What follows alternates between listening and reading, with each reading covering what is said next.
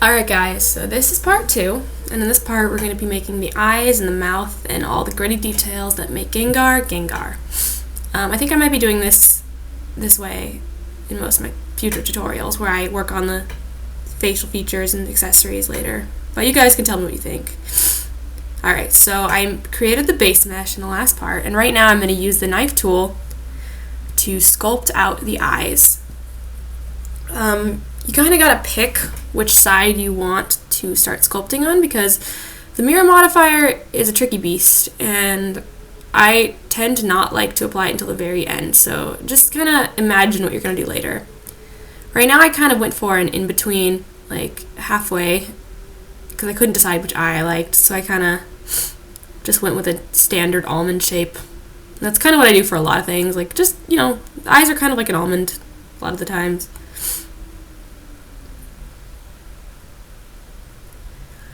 Just kind of pushing and pulling.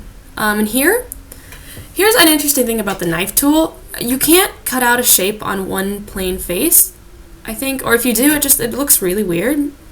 So I created a cut right in the middle of the eye, and then I cut the iris around that, so it kind of had something to grapple on, and then I also did it with the pupil. And then using my shadeless materials, which you can find under the shading tab, I just kind of filled them in. And then I gave him a little eye shiny, and you have to be kind of careful where you put this because it's reflected on the other side and can look really, really silly if you're not careful. I just find it generally looks better on the outside of the eye, the iris. Alright, here I'm making the mouth, and this is interesting because I've never actually made teeth in a mouth before, but I kind of like the technique I used. So I basically just shaped the mouth, and then I extruded inwards, and then I took all of the faces that made the gums and I extruded down to make the teeth. And you'll find me kind of fast forwarding through a lot of my work here because it kind of gets redundant. But right here I extruded down the canines and I merged them at the center to give them a point. And then I made a new material with like a yellowish gross color because I think I don't know, it's scarier when it's gross, like what has he been gnawing on? But yeah, and my technique for making the teeth is very much like making the hands, in that I loop cut and then I patch it with the F tool. And that's how I kind of separate each of the teeth. You don't always have to do this. It looks fine, honestly, I think, all together, but I wanted to make his teeth super jaggedy, super sharp, and just like all over the place because I find that's a little bit scarier. And I skipped ahead here a little bit, but it was the same method the whole time. I just loop cut, I patched, and I pushed and pulled until they were sharp points. Or not so sharp. I was trying to decide if I wanted to give him like dentist perfect teeth like he has in the picture, or if I wanted to give him sharp teeth. The dentist teeth thing, I think there's like a whole uncanny valley thing going on there, and that it kind of can be really scary in itself because like who would expect a ghost to have perfect teeth?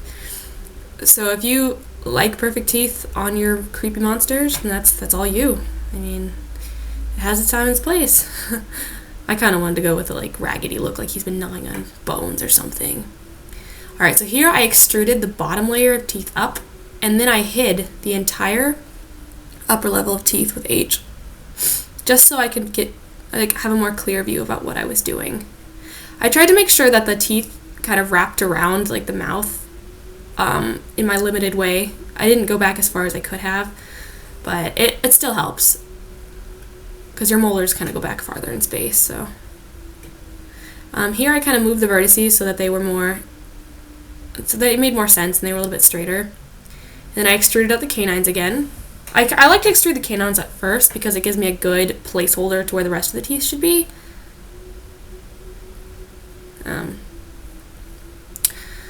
Yeah. Here I decided that he did not look angry enough, as if his jaggedy, awful teeth didn't imply it. So I drew on sort of like eyebrows, but they aren't eyebrows. They're the crease that you get between your eyebrows when you're angry. It also was kind of to illuminate his eyes a little bit more, just so you could see it better. I want to make sure you know he's looking right at you.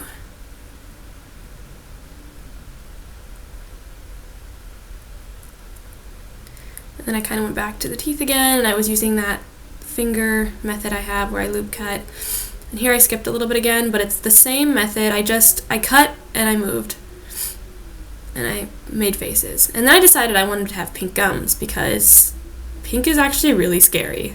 bear with me. Like, there's something about having such a delicate, effeminate color in a creepy situation. I love using salmons and, you know, pink, just pink to be scary. Try it out. I mean, I don't know. I think it's cool, especially with eyes. Kind of glowery. Alright, here I'm just kind of fixing a few more things before I get ready to apply the modifier. Right here I realized I missed a couple of the faces and the back of the teeth. Just be like aware that you will probably miss a face if you're coloring with my method. So it's always good to like go over and check it again. And here I did like, yeah, I was just kind of fiddling with the colors a little bit. And now I decided it was time to add the spikes on his back. So I loop cut and gave it a little bit more space, and then I just extruded the planes out. And this like is an example of why it's really vital to have your planes really in order, because if you don't, it's going to make everything else look really weird. And here the mirror modifier is still in effect, so you need to make sure that it's not like super fat along the x-axis, or yeah, I think it's x. I kind of get them mixed up. But just make sure it looks good. Press them together a bit just to make them sharper.